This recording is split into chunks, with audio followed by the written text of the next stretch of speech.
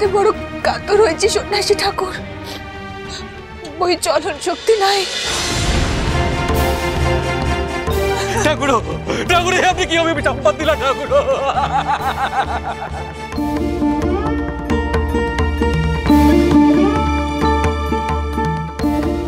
ঠাকুর আপনি কি অভিশাপ দিলা ঠাকুর?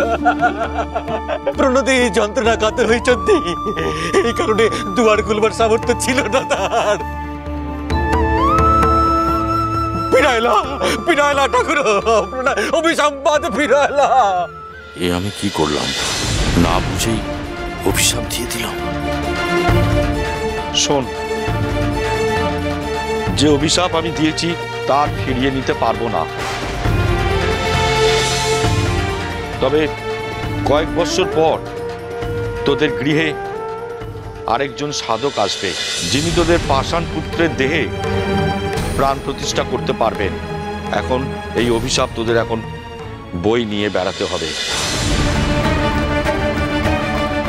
ক্রোধে তেষ্টায় না জেনে আমি বড় অন্যায় করেছি মা, পারলে তুমি আমাকে ক্ষমা করো।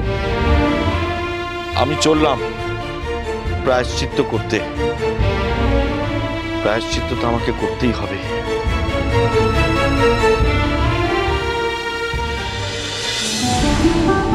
সে রাত্রির প্রণতির প্রসব বেদনা উঠিল, প্রণতি মোদের সন্তান জন্ম দিল, কিন্তু সে প্রস্তর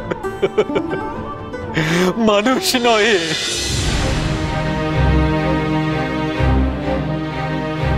সাধু বাবার কথা কেন ফলায়া গেছন্তি, এই সেই প্রস্তর। হে ভগবান, ভুল বুঝে বিনা দোষে এত বড় শাস্তি? সবই মোদের কবল অছি। ওর জানা নেই ঠাকুর, এই সন্তানকে কোনোদিনও মানুষ রূপে হেরিতে পারিব কি না পারিব। মোর তো এইটাও জানা নেই সেই সাধুকে যে আসি মোর সন্তানকে মুক্ত করিব।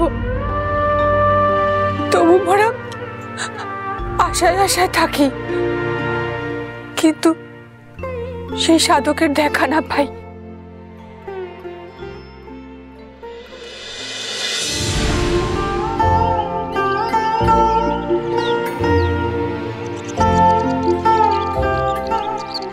ও, আপনি এখানে?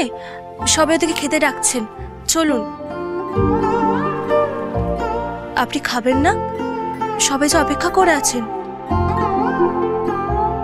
না সর্বাণী, আমি খাবো না, আমার খিদে নেই, ওদেরকে বলে দিই।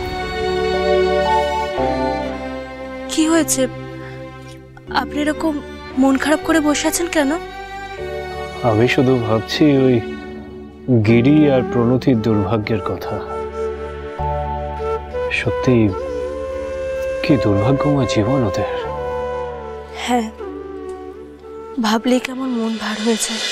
আপনি একবার ভাবুন সর্বাণী, আমাদেরকে ওরা অতিথি করে নিজেদের বাড়িতে নিয়ে এলো, ওরা আমাদেরকে আশ্রয় দিল, আমাদের সেবা করলো, এমনকি আমাদের সন্তানের মুখে দুধটুকু অবধি তুলে দিল। অথচ নিজেদের সন্তান ওই উঠোনে পাষাণ হয়ে পড়ে আছে। আর আমি কিনা সেখানে দাঁড়িয়ে দাঁড়িয়ে দেখলাম সর্বাণী, আমি কিছুই করতে পারলাম না। আমি যতবার ভাবছি আমার একটা অদ্ভুত কষ্ট হচ্ছে সর্বাণী, আমি যে কেমন করে তাদের সন্তানকে এই পাষাণ অবস্থা থেকে মুক্তি দেব তা আমি বুঝতে পারছি না সর্বাণী। অস্থির লাগছে বড়। আচ্ছা, মা কোনো উপায় করতে পারেন না? মা? হ্যাঁ মা, আমরা যেখানে যাচ্ছি সেখানে তো জগন্নাথ প্রভুর পাশেই মা অবস্থান করছেন, দেবী বিমলা রূপে। আপনি যদি এখানে এদের বাড়িতে মাকে প্রতিষ্ঠা করেন তাহলে নিশ্চয়ই মা এদেরকে আশীর্বাদ করবেন। সত্যি তো? এটা তো আমার মাথাতেই আসেনি। বেশ, তবে এক কাজ করি, আমি প্রভু জগন্নাথ এবং মাকে ওদের বাড়িতে প্রতিষ্ঠা করব, তারপর তাদের আরাধনা করব, তাদের কাছে প্রার্থনা করব যেন তারা তাদের সন্তানের প্রাণ প্রতিষ্ঠা করে। বেশ, আসুন সর্বাণী, ওদের সাথে কথা বলতে হবে। আসুন আসুন দেখি। শোনো গিরি, আমি তোমাদেরকে একটা দায়িত্ব দিতে চাই, নিতে পারবে? দায়িত্ব? হ ঠাকুর, আপনি আমাদের যোগ্য মনে করিলে নিশ্চয় নিতে পারবো। আমি স্থির করেছি গিরি যে তোমাদের গৃহে আমি প্রভু জগন্নাথ এবং মা কালীকে স্থাপন করব। তাদের পায়ে নিয়মিত তোমাদেরকে একটা করে ফুল অর্পণ করতে হবে, পারবে?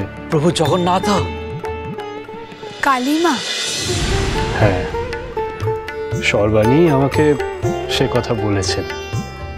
আমার বিশ্বাস যে তোমাদের গৃহে যদি আমি তাদেরকে প্রতিষ্ঠা করতে পারি, তবে তাদের কৃপায় হয়তো তোমাদের সন্তান প্রাণ ফিরে পাবে।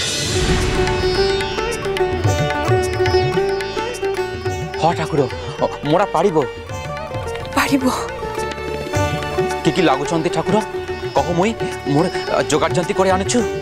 আর দাদা শোনো শোনো, বিগ্রহের জোগাড় আমি করছি, কিন্তু পুজোর জন্য যা যা আয়োজন করা প্রয়োজন সেগুলো তোমরা করো, কেমন?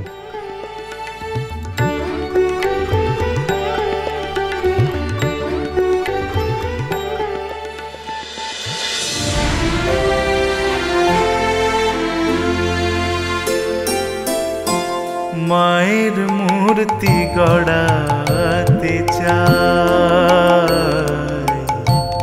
মনের ভ্রমে মাটি দিয়ে মায়ের মূর্তি গড়াতে চাই, মনের ভ্রমে মাটি দিয়ে মায়ের মূর্তি গড়াতে চাই। মা দেখি কি মাটির মেয়ে, মা দেখি কি মাটির মেয়ে। ভজাদা, এই দিককার কাজ প্রায় সারা, বুঝলে? তুমি আর দুঃখী বরং যাও, গিয়ে ফুল তুলে নিয়ে এসো। আমি ততক্ষণে এনাদেরকে প্রতিষ্ঠা করে ফেলি।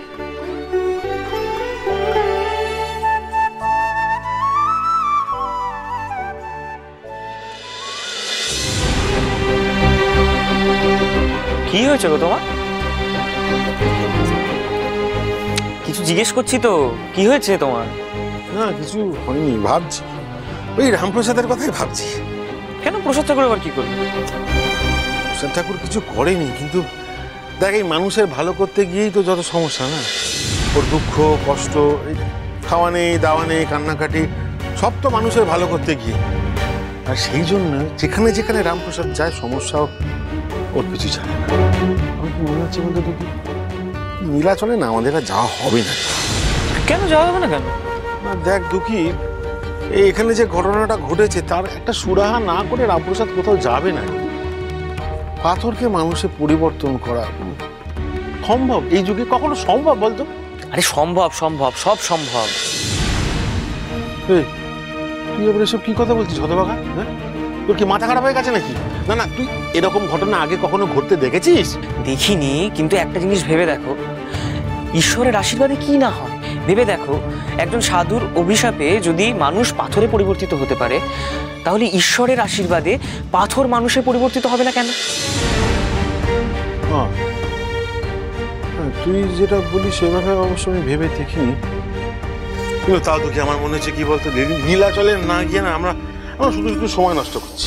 সে করছি, তুমি আর মেলা বকো না তো, তাকে তার কাজ করতে দাও, সেই কাজ তুমি আর বাগড়া দিও। চলো এবার।